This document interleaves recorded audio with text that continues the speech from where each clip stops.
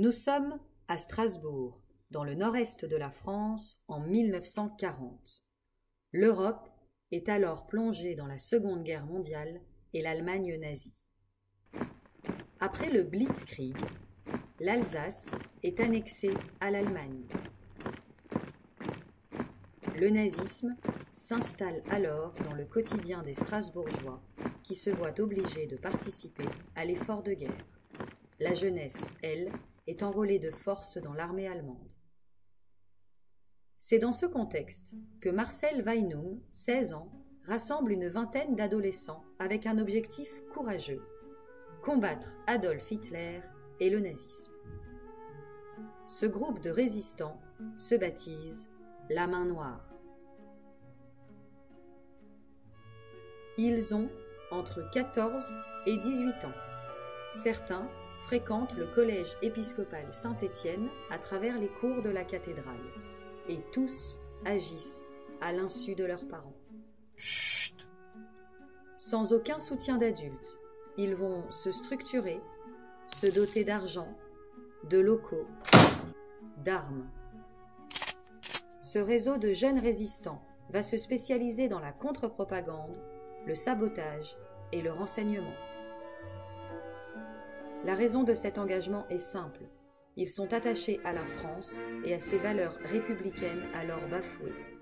Ils sont également très croyants. Dès 1940, ils multiplient sur les murs croix de Lorraine et inscriptions patriotiques.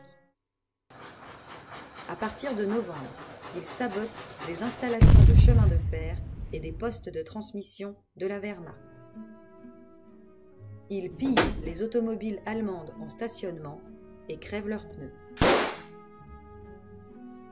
En décembre 1940, ils commencent à lancer des grenades dans les vitrines qui exposent le buste ou la photo d'Hitler. Ils cambriolent également des bureaux d'organisations nazies. Avec l'argent, Marcel Weinum loue en 1941 un appartement qu'il équipe d'une machine à écrire. Ils impriment des tracts qui sont ensuite éparpillés dans la rue, dans les boîtes aux lettres, collés au mur ou expédiés à des personnalités allemandes. Le 8 mai 1941, la Main Noire signe son principal fait d'armes. Marcel Weinum et Lucien Hensmann mènent une action terroriste contre le véhicule du Gauleiter Wagner, le plus haut représentant d'Hitler en Alsace. Mais Robert Wagner en réchappe de peu.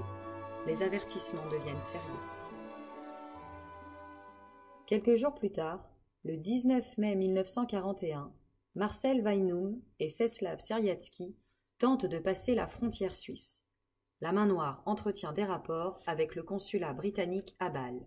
Ce dernier apporte un soutien financier et donne des ordres de mission. Yes, sir. Mais ils sont arrêtés par les douaniers à la frontière. Incarcérés à Mulhouse, ils sont interrogés par la Gestapo. Les deux étudiants gardent le silence. Cela n'empêche pas l'organisation nazie de démanteler le réseau, qui se rend compte de son ampleur. Marcel Weinum avait pris soin de créer de petits groupes agissant sans connaître l'existence des autres. Le 27 mars 1942 se déroule le procès, sous la présidence du redoutable juge nazi, le président Hubert. Marcel Weinum est condamné à mort. Le 14 avril 1942, à la prison de Stuttgart, à l'âge de 18 ans, il est guillotiné.